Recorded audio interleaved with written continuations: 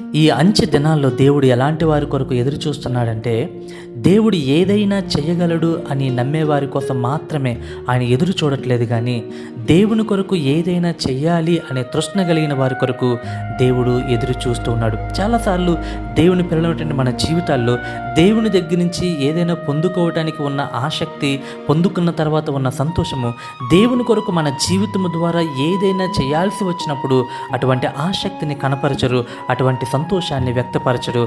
చాలామంది తప్పించుకుంటూ వెళ్ళిపోతూ ఉంటారు. దేవుని ప్రజలారా, దేవుడు మన కొరకు ఏదైనా చేయగలడు అని నీవు నమ్మినప్పుడు దేవుని కొరకు కూడా నీవు ఏదైనా చేయటానికి సిద్ధంగా ఉండాలి. బైబిల్లో అబ్రహాం, శారా వారు పిల్లలు కనటానికి ఏమాత్రం కూడా వారి శరీరంలో సామర్థ్యం లేనప్పుడు దేవుడు వారి దగ్గరకు వచ్చి ఆయన ఏమని చెప్పాడంటే, ఆదికాండము 18వ అధ్యాయము 14వ వచనంలో ఈ విధంగా రాయబడి ఉంది, యెహోవాకు అసాధ్యమైనది ఏమైనా ఉన్నదా?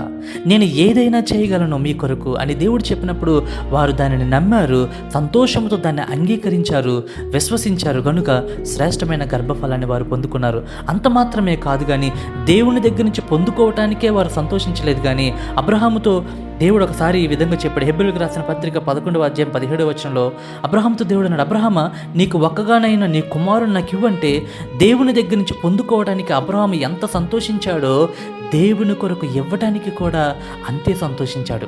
నా జీవితంలో కూడా దేవుని కొరకు మన జీవితంలో ఏదైనా చేయాల్సి వచ్చినప్పుడు, అది చేయటానికి నీవు సంతోషించినప్పుడు దేవుడు నీ జీవితం ద్వారా ఆయనకు మహిమ తెచ్చుకుంటూ ఉంటాడు. దేవుని ప్రజలారా, ఈ భూమి మీద చాలామంది సేవకులు దేవుడు వారికి ప్రత్యక్షమైనప్పుడు, దేవుని యొక్క స్వరాన్ని వారు విన్నప్పుడు వారు చెప్పిన మాట ఏంటంటే, మీ దాసులు ఆలకించుచున్నారు, మీరు సెలవివ్వండి, దాన్ని చేయటానికి మేము సిద్ధంగా ఉన్నాము.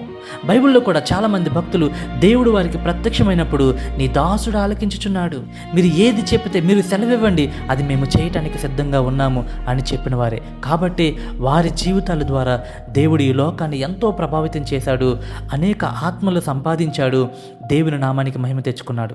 నీవు ఆయన కొరకు ఏదైనా చేస్తావని దేవుడు నీ కోసం ఎదురు చూస్తున్నాడు. ఇప్పటికే దేవుడు మన జీవితంలో చాలా గొప్ప కార్యాలు చేశాడు. ఆయన పరలోకమును విడిచిపెట్టి నీ కొరకు నా కొరకు ఈ భూమి మీదకి వచ్చాడు. నీకు బదులుగా, నాకు బదులుగా ఆయన సిలువలో అవమానపరచబడి గాయపరచబడ్డాడు. నీకు బదులుగా ఆయన తన ప్రాణాన్ని సిలువలో అర్పించాడు. మరి దేవుడు మన కోసం అంత చేశాడు. దేవుని కొరకు నువ్వు ఏం చేయడానికి సిద్ధంగా ఉన్నావు? దేవుడు నీ దగ్గర నుంచి ఏమి ఆశిస్తున్నాడో అది చేయటానికి నీవు గనుక అడుగులు వేస్తే దేవుడు నీ ద్వారా గొప్ప కార్యాలు చేస్తాడు. నీ ద్వారా తన నామానికి మహిమ తెచ్చుకుంటాడు. ఇంకా నీ జీవితంలో అనేకమైన మేలులు ఆయన కూడా చేయటానికి సంతోషిస్తాడు. మరి దేవుని కొరకు ఏదైనా చేయడానికి నీవు సిద్ధంగా ఉన్నావా?